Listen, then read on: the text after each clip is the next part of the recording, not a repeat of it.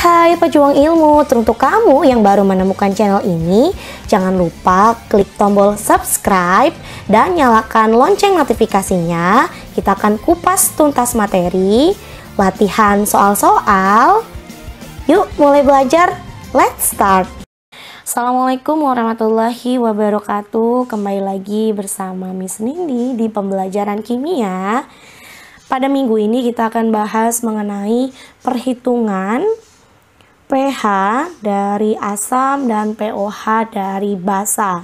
Namun sebelumnya kita kenalan terlebih dahulu dengan kesetimbangan disosiasi air atau KW. Seperti yang kita tahu dari teori Arrhenius bahwa H+ itu merupakan penyebab sifat asam dan OH- merupakan penyebab sifat basa. Nah, kedua elemen ini ternyata dimiliki oleh H2O. Namun, mengapa air itu dapat bersifat netral? Dia bukannya sifatnya asam atau sifatnya basa, padahal dia mempunyai ion H+ dan juga ion OH-. Ternyata air merupakan pelarut yang dapat melarutkan banyak senyawa. Contohnya, senyawa-senyawa anorganik seperti HCl, NaOH, H2SO4, dan lain-lain. Juga bisa melarutkan senyawa-senyawa organik seperti alkohol, juga dapat dilarutkan oleh air.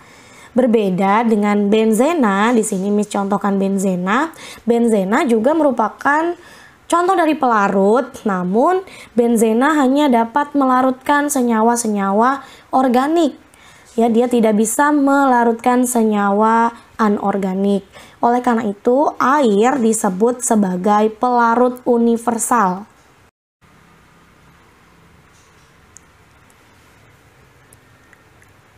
Berikut ini merupakan reaksi kesetimbangan air. Jadi walaupun air ini sifatnya adalah kovalen polar, namun dia hanya sedikit terdisosiasi. Jadi reaksi kesetimbangan air adalah 2H2O liquid itu menjadi H3O plus OH- ya. Makanya tadi karena Miss bilang sedikit terdisosiasi, dia kesetimbangannya bolak-balik ya, tanda panahnya 2. Dan bisa disederhanakan reaksinya menjadi H2O liquid menjadi H+ plus OH-. Nah, mengapa air bersifat netral? Ternyata air bersifat netral karena koefisien H+ dan OH- itu selalu sama jumlahnya.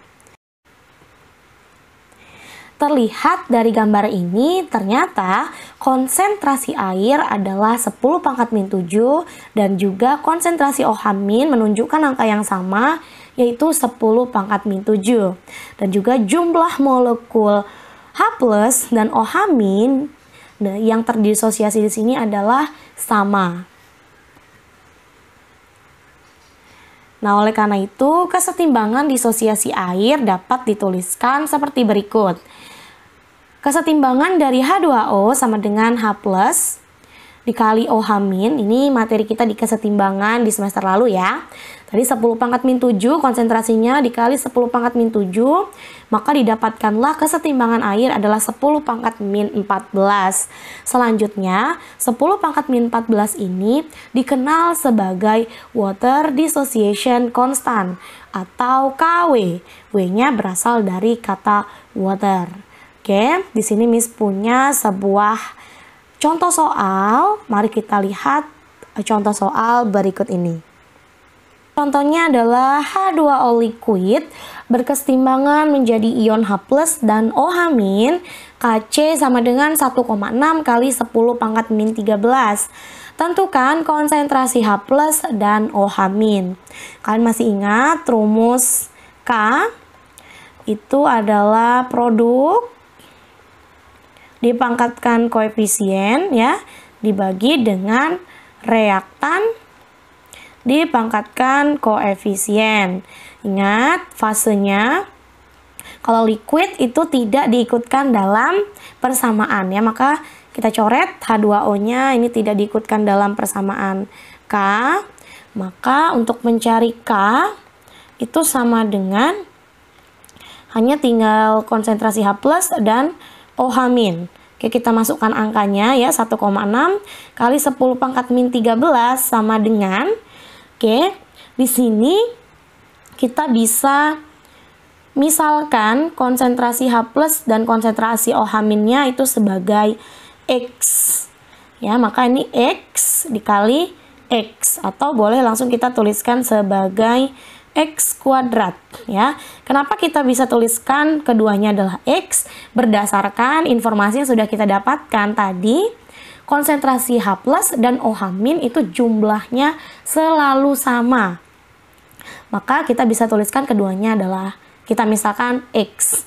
Berarti X kuadrat, ini kalau misalnya Miss tulis 16 kali 10 pangkat min 14 sama dengan X kuadrat, maka X sama dengan akar dari 16 kali 10 pangkat min 14. Itu sama dengan akar dari 16 adalah 4 kali 10 pangkat min 14. Kalau akar begini berarti tinggal kita bagi dengan 2 ya, karena akar ini 2.